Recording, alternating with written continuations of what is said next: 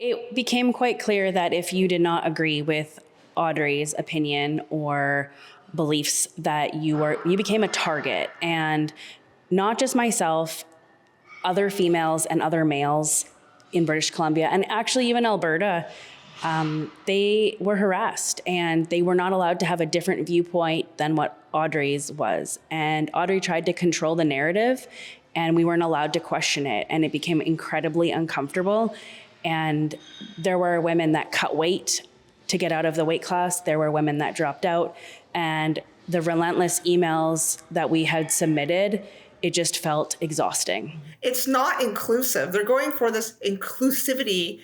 It's not. When you make men or make women compete against men, that is not inclusive. That is discrimination against women. The war on women's sports in Canada continues, as if the top rankings for women's bench and a few other categories in Alberta being held by men wasn't unfair enough. Now in British Columbia, we have Audrey Yun, a giant of a male who identifies as a trans woman, winning multiple awards in Strongman and then moving on more recently to winning first place in BC's Powerlifting Winter Open. Even worse, the Canadian Powerlifting Union allowed Yun to do so with open arms, even after reports from other women that Yun has been intimidating and harassing them. For example, this post you're seeing on the screen, where an account allegedly owned by Yun calls successful Team Canada powerlifter April Hutchinson, who was banned by the very same union after speaking out, a bigoted, uneducated piece of you-know-what. You'll hear more from Hutchinson in this report, and you can go to standwithapril.com to help chip in a few dollars to cover her legal expenses. We're helping crowdfund for her. But also in this report, I'm going to walk through the doors of Olympians Gym in Maple Ridge, who's welcomed Maria Barwig, another female competitor who's had enough of being silent. Barwig had to compete against Yun, and despite the threat of wrongly being accused of transphobia or not being able to get any sponsorships, she will no longer be silent about unfairness in female sports. It took support from many for me to speak up on social media, but it led Strongman Corp Canada to change their policy to protect the female category and create a separate open category. Eligibility criteria ensures separate competition for women and girls, allows us to be included in sports and on podiums. Strongman Corp Canada is the first to ensure fair competition for women in Canadian sports. I applaud them and encourage women to speak up for fairness in their own sport. Every voice makes a difference. Let's protect the next generation. And right beside me, this brave lady, one of Canada's strongest women, speaking out on a very important matter, Maria Barwig. Thanks for being on Rebel News. Yeah, no problem. Now, I think it's important before we dive into what's going on here, not in one category, but two different fields. Why was it important for you to actually start doing this sport? So when I found Strongman, I was a single mom, a survivor of domestic abuse, and I just needed a way to get out my frustrations and anger and just something to not feel like a mom for 2 seconds. And the more I lifted and the more I got involved in the group and the community, I just fell in love with the sport and I never looked back. I just kept going and kept putting in the work. We'll show a little bit as I'm saying this of you putting in the work, and you had some successes. Brag about yourself a little bit. So recently in October in Manitoba at Nationals, I won in the women's open heavyweight, and I am now the newest open heavyweight pro in British Columbia.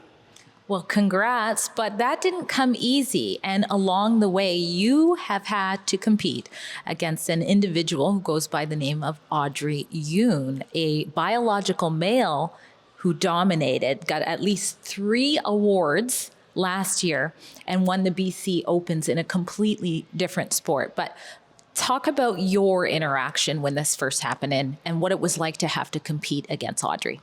Yeah, so when I first found out, it was probably about a month before Hidden City in July in Vancouver. And I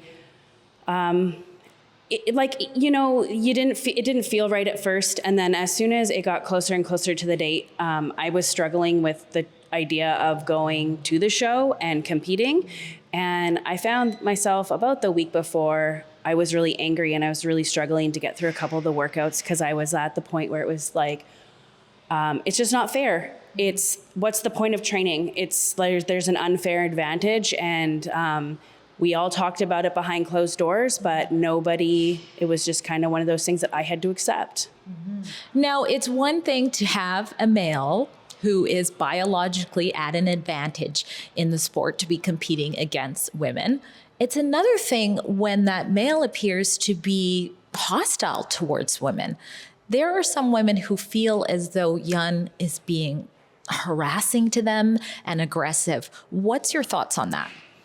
So it became quite clear that if you did not agree with Audrey's opinion or beliefs, that you became a target. And not just myself, other females and other males in British Columbia, and actually even Alberta, they were harassed and they were not allowed to have a different viewpoint than what Audrey's was. And Audrey tried to control the narrative and we weren't allowed to question it. And it became incredibly uncomfortable. And there were women that cut weight to get out of the weight class. There were women that dropped out. And the relentless emails that we had submitted, it just felt exhausting. Now, there were some wins in this, though. Strongman, correct me if I'm wrong, created an open category to allow individuals who don't identify with their assigned gender, sex at birth, sorry, I probably got that wrong, to compete in their own thing. And there was a suspension on Yun for some of the comments that Yun made. Correct? Yes. So they implemented the open category, which is for anybody that doesn't identify as their biological birth by a physician. And then Audrey was shortly suspended. You know, after Audrey spoke up about it, there were a couple posts that Audrey was fine. And then there was one statement made about pissing in front of us. And basically, that made all of the female category incredibly uncomfortable. And also men had spoken up and said, you just don't say those things. Very disturbing. If you look on this Instagram account, and by the way, this individual changes their Instagram handle constantly. So I'm going to say the account that appears to belong to this individual. Yun is threatening to pee beside these ladies. So that did come with a suspension, a new category, but then now here's where it takes a twist.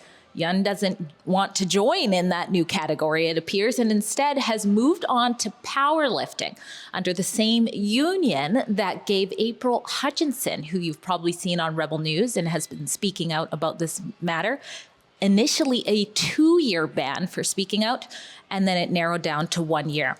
Now, this union is supposed to have strict standards when it comes to harassment. What's your thoughts of them letting Yun in? It is re-traumatizing the women that are competing. You not only are forcing it at hand, it's not fair, and they're not allowed to have an opinion or voice anything. If they question it, they will be suspended or banned. It is very clear, and it's scary. It's scary that we just can't speak our mind. Well, I asked April the same question I just asked you. Let's hear what she had to say. Right now in the Canadian Powerlifting Union, as we saw with Audrey, at a local level, men can still compete and take away medals from women. And that's a huge problem because that's where it should begin. That's where people should be like, you know what? Like, it doesn't make it any more fair to do it at a local level than a national level. If anything, more men are going to win gold medals at a local level. And what kind of message does that send to little girls or females going into their first competition? They're walking into a lose. They're not going to want to compete again. So it's not inclusive. They're going for this inclusivity. It's not. When you make men or make women compete against men, that is not inclusive. That is discrimination against women. Something April pointed out there in that interview is what is the logic behind letting Yun compete locally and not at the other level? I've actually reached out to the union to see if they could answer that question, but they haven't gotten back to me now yet. What to you is standing out? Anything else that you're finding is unfair that the public should be aware of, especially the public who hears stances like yours and thinks it's transphobic? Well, at a local level, it's obvious that a biological man is going to be stronger in powerlifting. And at a local level, you're paying to be there and it's a hobby sport. And you're already taking the fun out of it when you're not competing fairly. So at a local level, there is a way to be inclusive in your own category. It just needs to be separated. It's not fair to the women and girls to have to compete knowing that, one, they can't say anything, and two, it's a local show. It's supposed to be for fun. It is a hobby. Well, before my last question, let's show a little bit more of Yun towering over female competitors and hurling things so easily, like it's nobody's business. Help them out! Come on! Easy! Holy sh! Oh my God! Now, before we end this important report, what do you want to make sure is clear to the public, the people watching, especially the ones who hear your stance and April's stance and more that are speaking out and think that it's transphobic to be taking that stance? First and foremost, the fight for us is that it's about women and girls' safety and fairness in sport.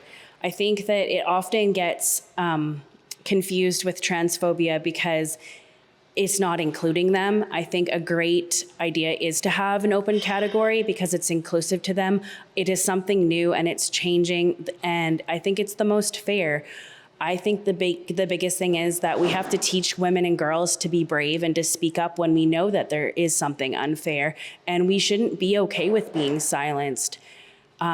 Too often, or more often than not, I hear all the time, like, thank you for doing what you're doing. Thank you for speaking up, but I just can't do it. And I don't understand why more people can't just be brave and take the leap. Well, there you have it. Again, one of the strongest women in Canada, Maria Barwig. I'm Drea Humphrey with Rebel News. At Rebel News, just like Maria Barwig and April Hutchinson, we don't back down from bringing you the other side of the story, and that includes matters of safe and fair spaces for women. Go to our special website called standwithapril.com if you want to help cover some of her legal fees as she tries to fight her way back into a fair sport for all women and girls.